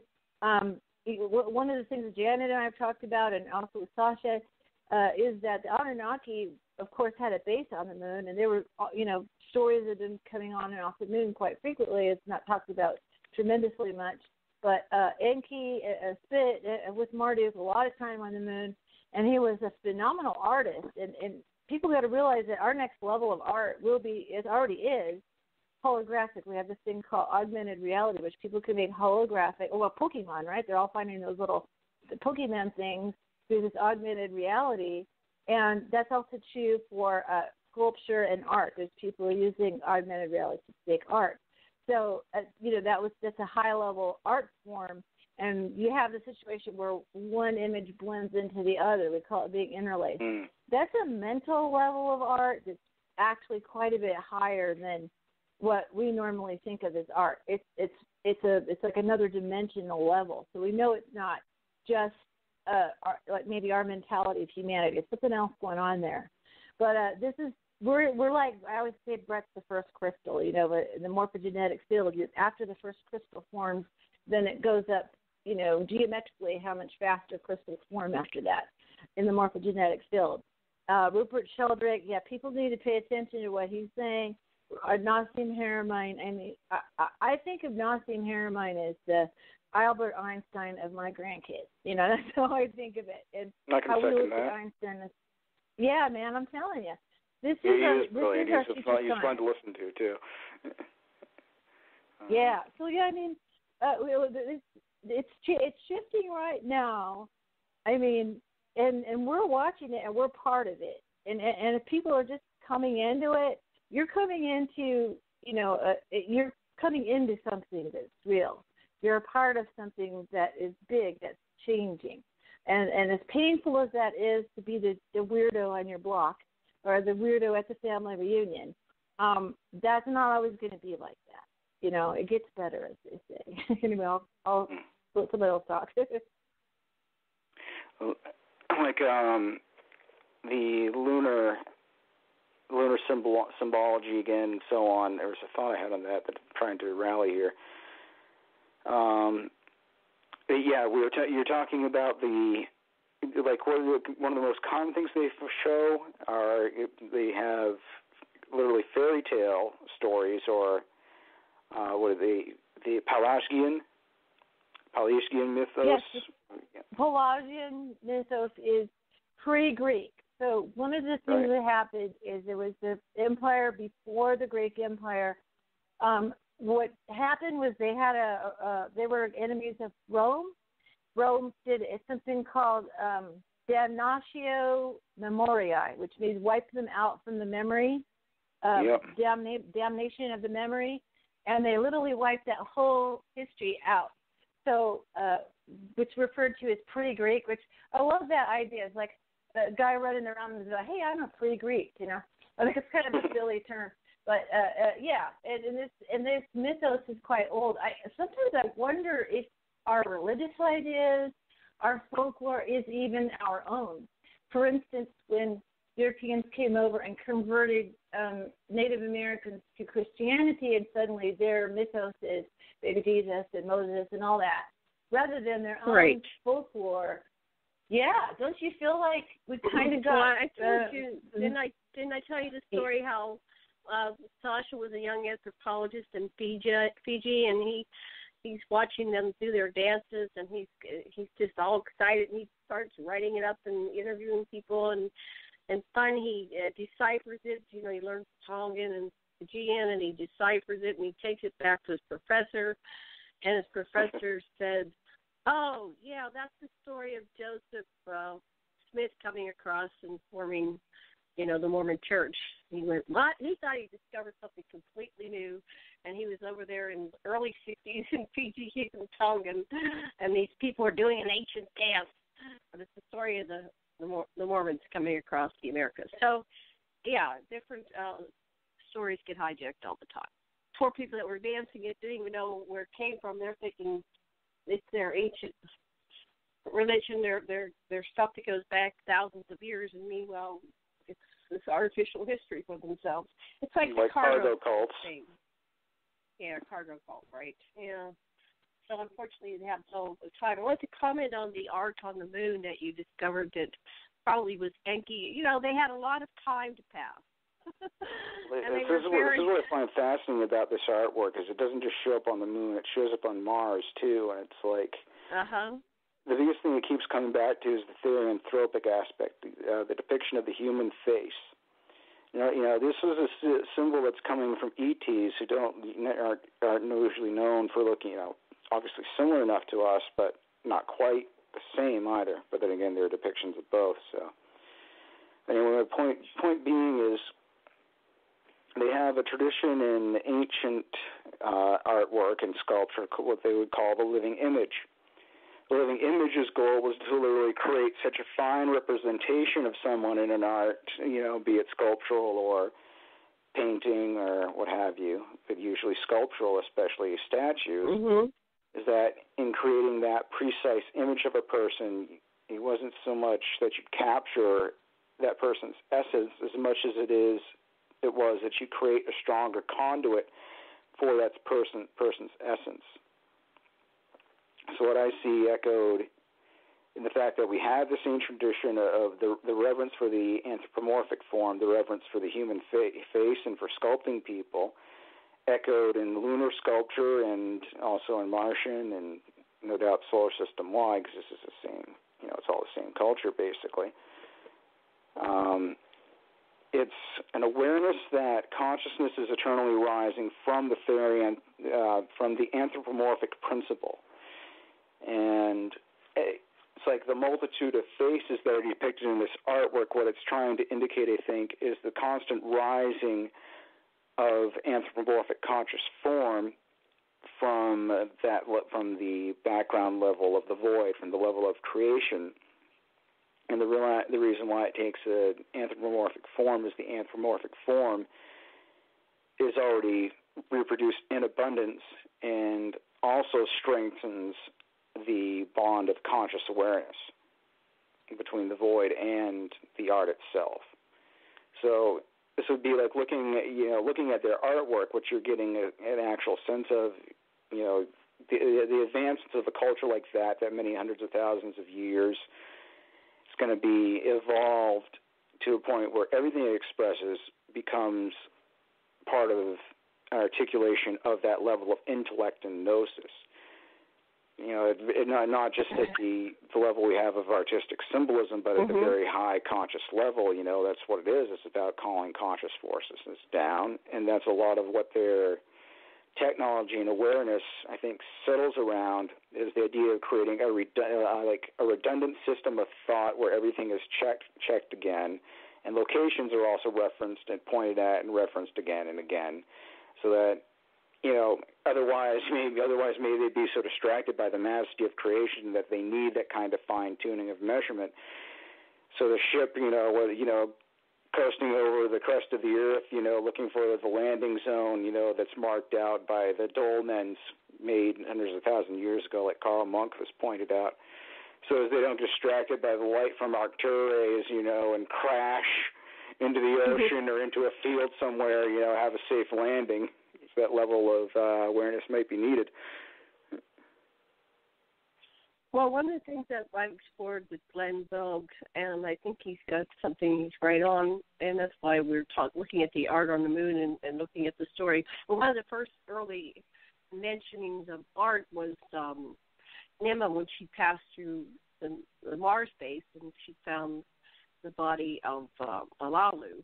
She built a monument on Mars as a tribute to him as the one that actually, you know, she acknowledged that he probably saved all the Anunnaki's lives. And he was the first Anunnaki to walk on an alien planet, and he was the first to die on an alien planet. So then what we see is there's a lot of art that represents things like, the different historical events of Jesus, and we have Michelangelo, who probably is a self. And Enki might be Jesus and Mary, or looking at Enki is Jesus and Mary is actually Nema, and instead of dying or leaving the planet, they just continue to walk among humanity, much like the historical Lazarus Long of Heinlein's conception, but also, there was a Star Trek episode of the man who did not die, and he kept just changing his identity and walking among humanity because, nobody was able to track when anybody's born or dies back then. They didn't keep that accurate records. They didn't have the type of system we have today. And still a lot of people go unnoticed. They live, die, and are taken off the planet, and nobody knows anything about it. So one of his pieces of artwork was the Arnold Feeney depiction of the, and Glenn Bowe goes into all the symbolism within it, but it's a very pregnant bride and a tall man, and there's a mirror that reflects through infinity of the image in the room and the person that was painting the image and so on and so forth. This is the type of stuff with all the clues and cues that Enki did in all of his artwork to leave us, riddles that we can solve, because people like to solve riddles. So I agree with you. There's a lot of interesting things going on with these people, and I think they very much look like us. There's just too many renditions of them looking like us. You have the Sumerian depictions, and you look at the Egyptian depictions, and those are the Anunnaki all through time. It wasn't a bunch of different extraterrestrials, and they are the Enki, Nimrod, Thoth, Ningishida, Marduk, et cetera, and each generation may have either kept the original name or gave them a different name. And, of course, at one point, Marduk became the one god because it was his turn to rule. So monotheism came about, so et cetera, et cetera. All right, I'm going to do a time check on us. Time. Yeah, yes. Janet, I have, because I started the show and I have a minute situation with my phone, we pretty much have to be done.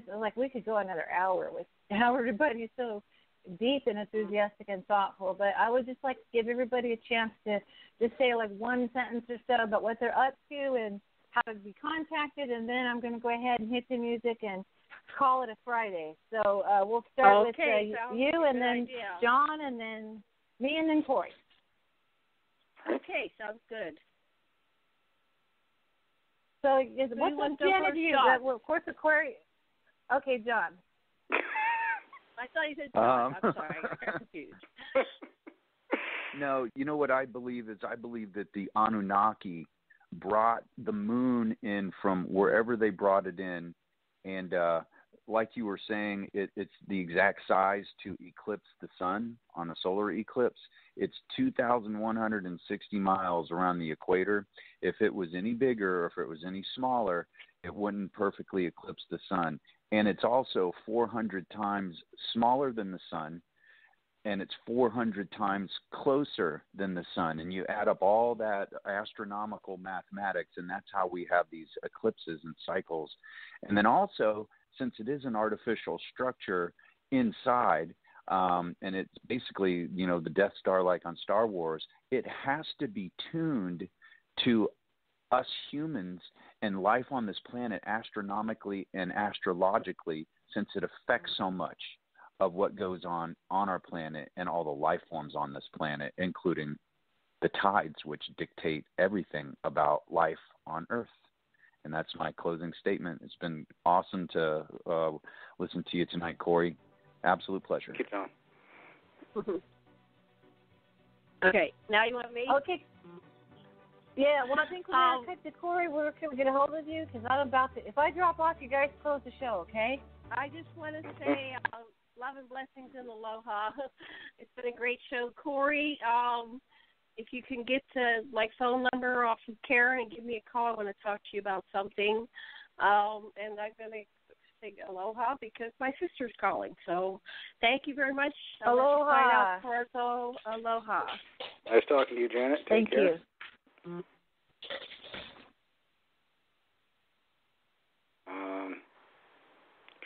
Am I the only one?